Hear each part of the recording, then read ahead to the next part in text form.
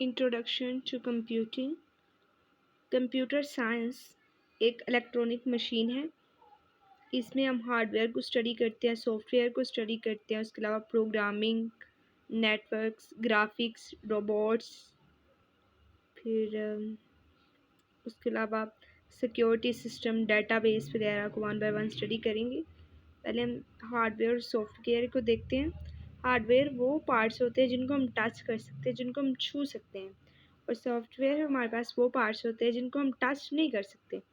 इसमें hard parts आते हैं, physical parts, keyboard, mouse, printer. Keyboard बना होता है बटनों वाला, उसको हम छू सकते हैं हाथ से। और जो हमारे पास इनपुट डिवाइसेस होती हैं, यानी कि अंदर कोई सॉफ्टवेयर है, अगर अंदर कोई मतलब स्क्रीन के अंदर कोई पिक्चर बनी हुई है, उसको हम नहीं मतलब छू सकते, तो उसको हम बोलते हैं सॉफ्टवेयर।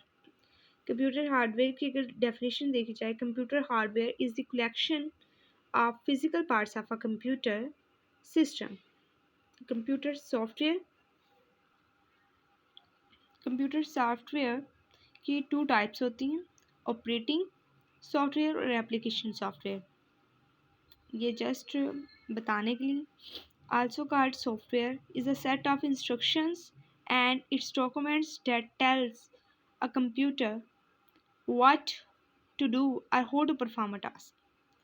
कंप्यूटर सॉफ्टवेयर जो होता है वो इंस्ट्रक्शंस का एक सेट होता है, ठीक है। हमने अगर कोई भी चीज़ निकालनी है, जैसे हम गूगल पे सर्च करते हैं जी, हमें एक डाटाबेस के मतलब या फिर कंप्यूटर साइंस के मतलब एक टॉपिक चाहिए, तो वो सॉफ्टवेयर में हमारे पास स्क्रीन पर आ जाएगा। प्रोग्रामिंग होता है किसी भी काम को प्रोग्राम करना, यानी उसका तरीकाकार कि हम ये काम किस तरह कर सकते हैं, ठीक है। इस तरह कंप्यूटर में भी कोई तरीके से काम, एक सीक्वेंस से काम चलाते हैं कि हमने किस तरह इस काम को करना है। जैसे कोई भी आप टाइपिंग वर्क कर रहे हैं, तो हम उसको मतलब ये नहीं, अगर आपने वाट लिखना है, ये वाट है, तो अगर आपने ये लिखना है WHAT लिखेंगे आप, ये नहीं आप करेंगे कि टी पहले लिख दिया एच बाद में, ठीक है। इस तरह कंप्यूटर की भी प्रोग्रामिंग होती है। Computer programming is the process of designing and building and executable computer program for accomplishing a specific computing task. ये होता है, कंप्यूटर बताता है कि इस टास्क को आपने किस तरह, इस काम को आपने किस तरह मुकम्मल करना है, उसका सारा तरीका जो है उसको हम कहते हैं प्रोग्रामिंग। आगे होता है नेटवर्क्स। नेटवर्क्स का हम यूज़ करते हैं कोई भी डाटा जो है शेयर करने के लिए दूसरे के साथ, ठीक है, तो उसको हम बोलते हैं networks. Computer network is a set of computer connected for the purpose of sharing resources. कहते हैं हमने घर में नेट लगवाना है, तो उसका यही मतलब होता है कि मतलब उसमें आपके पास शेयरिंग होता है, ठीक है। आपको PTCL वाले नेट लगा के देते हैं आपके घर में, तो आपका कनेक्शन बहाल होता है ना। अगर आप उसके साथ कनेक्ट ही नहीं करेंगे तो आपका नेटवर्क कैसे चलेगा, ठीक है।